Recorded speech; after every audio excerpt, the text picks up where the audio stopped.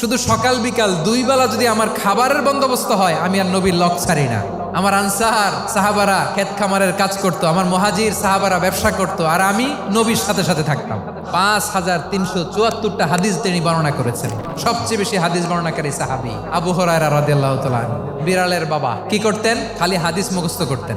হাদিস প্রিজার্ভেশনের কাজে বিশ্বনবী ওনাকে কাজে লাগিয়েছেন। উনি একদিন বলেন, ইয়া রাসূলুল্লাহ আসমাউ মিনকা কাসীরান ফালা আহফাজু। নবী, অনেক কথা শুনি, আমার মনে থাকে না। বিষ্ণু বললেন, তাই তোমার চাদরটা বিছাও। আবু হুরায়রা বিছালেন। বিশ্বনবী হাত বুলায় দিলেন। এরপরে অনেক হাদিস বর্ণনা করলেন। আবু হুরায়রা বলে, তারপর থেকে বিশ্বনবী যাই বর্ণনা করে আমি শুনি আর একটাও বলি না। এখন সুবহানাল্লাহ। বিশ্বনবী ওনাকে নবীর এই যে লক্ষ হাদিস প্রিজার্ভেশনের এই দায়িত্ব দিয়েছেন সাইয়েদনা আবু হুরায়রা রাদিয়াল্লাহু তাআলা আনহুকে। আপনারা কি খেয়াল করেছেন কত বড় চৌকস ট্যালেন্ট হান্টার ছিল আমার নবী? এক একজনের এক এক ট্যালেন্ট, এক একজনকে এক এক দায়িত্ব দিয়েছেন, এক একজনের প্রতিভাকে এক একভাবে বিকশিত হওয়ার সুযোগ দিয়েছেন। আওয়াজ করে বলেন ঠিক কি না?